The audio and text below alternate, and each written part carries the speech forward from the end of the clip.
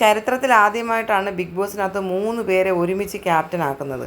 നിങ്ങൾ ഒരാളെ മാത്രമായിട്ട് ക്യാപ്റ്റൻ ആക്കുമ്പോൾ നിങ്ങൾ എന്തെങ്കിലുമൊക്കെ പഠിച്ചിട്ടുണ്ടാകും. ഒന്നാമത്തെ ആളുടേതായാലും രണ്ടാമത്തെ ക്യാപ്റ്റൻ്റേതായാലും മൂന്നാമത്തെ ക്യാപ്റ്റൻ്റേതാണെങ്കിലും ഇത് വന്നിട്ട് 3 പേര് ഒരുമിച്ചൊരു ക്യാപ്റ്റൻസി ആദ്യമായിട്ടാണ് ചെയ്യുന്നത്. ഞങ്ങൾ വെറും ബേബീസ് മാത്രമാണ് ഇപ്പം. മനസ്സിലായോ? ഞങ്ങൾക്ക് യഥാർത്ഥത്തിൽ ഡിസിഷൻ മേക്കിംഗ് ആരാണ് ചെയ്യേണ്ടതെന്ന് അറിയത്തില്ല. അങ്ങനെ ബിഗ് ബോസ് ഒരാളിനെ നിയമിച്ചിട്ടില്ല. 3 പേർക്കും എന്ത് കാര്യവും ചെയ്യാം എന്നുള്ള ഒരു രീതിക്കാണ് ഇപ്പോൾ പോയിക്കൊണ്ടിരിക്കുന്നത്. ഗ്രൂപ്പായിട്ട് നമ്മളെ ക്യാപ്റ്റൻ ആക്കിയപ്പോൾ ഡിസിഷൻസും വരുന്നത് ഗ്രൂപ്പായിട്ട് മാത്രമാണ്. ഇവിടെ ഒരാൾ പറയും അത് വേണമെന്ന്, അപ്പം ബാക്കി 2 പേര് പറയും വേണ്ടെന്ന്. അപ്പം ഏറ്റവും കൂടുതൽ മെജോറിറ്റി വേണ്ടെന്നാണ് പറഞ്ഞേക്കുന്നത്.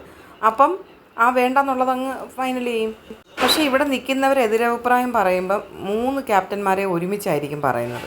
എനിക്ക് എക്സാമ്പിൾ എന്ന് പറഞ്ഞു കഴിഞ്ഞാൽ ഫ്രിഡ്ജിനകത്തൊരു സാധനം കഴിക്കാനുള്ളത് കിടക്കുന്നു. എനിക്ക് രാത്രിയിലുണ്ടായിരുന്നു അതെടുത്ത് കഴിക്കണം, അതങ്ങ് തീർക്കണമെന്നുണ്ടായിരുന്നു. ഞാൻ സാബുവിനോട് പറയുന്നുണ്ടായിരുന്നു, സാബു ഞാൻ എന്തായാലും ഫ്രിഡ്ജിലിരിക്കുന്ന എല്ലാം ഞാൻ തീർക്കും എന്ന് പറയുന്നുണ്ടായിരുന്നു. അപ്പോൾ ഇത് ദൂരെ നിന്ന് അയാളത് കേട്ടു. ഒരു ക്യാപ്റ്റൻ എന്നുള്ള നിലയിൽ ഞാൻ എൻ്റെ ക്യാപ്റ്റൻസി വളരെ കറക്റ്റായിട്ട് ചെയ്തുകൊണ്ടിരിക്കുകയാണ്. കിച്ചണിൽ ഞാൻ എന്തെല്ലാം കൃത്യമായിട്ടാണ് എല്ലാവർക്കും ഭക്ഷണം വിളമ്പി കൊടുക്കുന്നത്. അവിടെ എന്തെല്ലാം ഫൈറ്റുകൾ നടക്കുന്ന, അനുമോള് ചിലപ്പോഴും എന്തൊക്കെ പ്രശ്നങ്ങൾ നടക്കുന്ന അനുമോളുമായിട്ടായാലും ആരുമായിട്ടായാലും ഉപ്പുമാവായാലും അല്ലെന്നുണ്ടെങ്കിൽ ഞാൻ റൈസ് ആയാലും എല്ലാവർക്കും ഞാൻ വിളമ്പി കറക്റ്റായിട്ട് കൊടുക്കുന്നില്ലേ. ഇപ്പോൾ ചേട്ടനായാലും ക്യാപ്റ്റൻസിയിലുള്ളപ്പം എന്തെങ്കിലുമൊക്കെ ഫോൾട്ടുകൾ അവിടെ ഇവിടെയൊക്കെ ഉണ്ടാവും. ഇവിടുത്തെ പ്രശ്നം എന്താണെന്ന് പറഞ്ഞാൽ നിങ്ങൾക്ക് ആരോടെങ്കിലും പേഴ്സണലി പ്രശ്നം ഉണ്ടെന്നുണ്ടെങ്കിൽ നിങ്ങളത് സോൾവ് ചെയ്യും.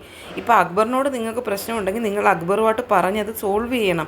3 ക്യാപ്റ്റന്മാരെയും കൂടെ എന്തിനാണ് പറയുന്നത്? ഞാനും അക്ബറും കൂടി ഒരേ ടോണിലാണ് അതിലൂടെ ഓരോ കാര്യങ്ങൾ പറയുന്നത്. ഞാൻ പറഞ്ഞാൽ ആദില കേൾക്കും, പക്ഷേ അക്ബർ പറഞ്ഞാൽ ആദില കേൾക്കത്തില്ല. അപ്പോൾ അക്ബറും ആദിലയും കൂടെ ആണ് ചേരാത്തത്. എന്നിട്ട് മാറി നിന്നിട്ട് ആദില തന്നെ പറയുന്നു 3 ക്യാപ്റ്റന്മാർ ശരിയല്ല. അതെങ്ങനെയാണ് കറക്റ്റാവുന്നത്? ആൾക്കാർ ആരെ റെസ്പോണ്ട് ചെയ്യും, ആരെ കേൾക്കണം, അതെനിക്കൊരു ധാരണയില്ല.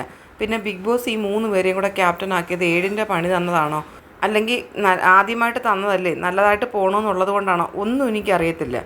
പിന്നെ നെവിൻ എടുക്കുന്ന തീരുമാനങ്ങൾ നമുക്ക് ഇഷ്ടപ്പെടത്തില്ല. പക്ഷേ അപ്പം ഞാൻ പറയുന്നതിനോട് നെവിൻ യോജിക്കത്തില്ല. അക്ബറിന് വേറൊരു അഭിപ്രായം. അപ്പോൾ അതെങ്ങനെയാണ് മുന്നോട്ട് കൊണ്ടുപോകുന്നത്?